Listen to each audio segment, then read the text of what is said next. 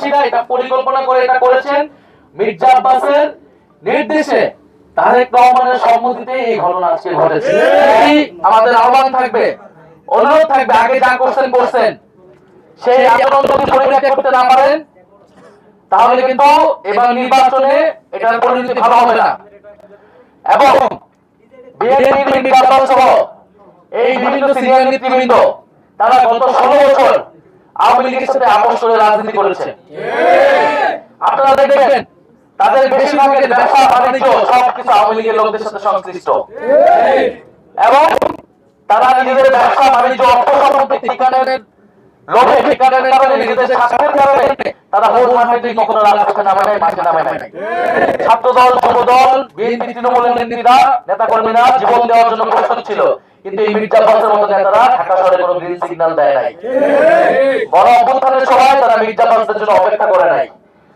ছাত্র শিবির, ছাত্রদল, গণ অভ্যুত্থানের বৈষম্য বিরোধী সকল নেতাকর্মীরা জনগণের জন্য রাজপথে নেমে গিয়েছিল। ফলে মির্জা আব্বাসের যে ব্যাংক ব্যালেন্স, তাদের যে ব্যবসা, তাদের যে সাম্রাজ্য, সে আওয়ামী লীগের সময় পুরোটাই ইনটেক ছিল। এবং এটা বেশিরভাগ বিএনপি নেতাকর্মীদের আপনি দেখবেন খুঁজলে একই জিনিস পাবেন। একমাত্র ব্যতিক্রম ছিলেন বেগম খালেদা জিয়া। এই জন্য তাকে কি অবস্থা ছিল, কারাগারে তাকে মৃত্যুমুখে পড়তে হয়েছিল। তবে আমরা এই অতীত ধরে কথা বলতে চাই না, বলতে গেলে কথা অনেক কথা বের হয়ে যাবে। রাজনীতির মাঠে এসেছি, সুষ্ঠু নির্বাচন চাই। শরীফ ওসমান হাদী ঢাকা 8-এর মানুষের ভোটাধিকারের জন্য, গণতন্ত্র প্রতিষ্ঠার জন্য জীবন দিয়ে গেছেন। এই একই লড়াই আমরা কন্টিনিউ করতে চাই।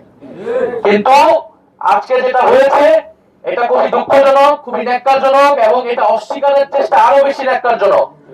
হাবিবুল্লাহ কলেজে একেবারে চিহ্নিত ছাত্রদলের ক্যাডার সন্ত্রাসীরা এটা পরিকল্পনা করে এটা করেছেন মির্জা আব্বাসের নির্দেশে, তারেক রহমানের সম্মতিতে এই ঘটনা আজকে ঘটেছে।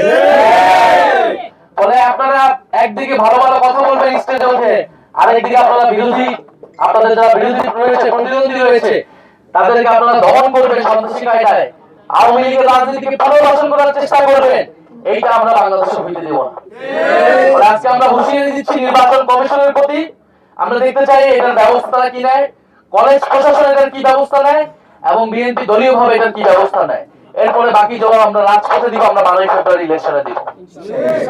আর আপনারা দেখতে পাচ্ছেন যে আমাদের এই ভাইরা, ওনারা আহত হয়েছেন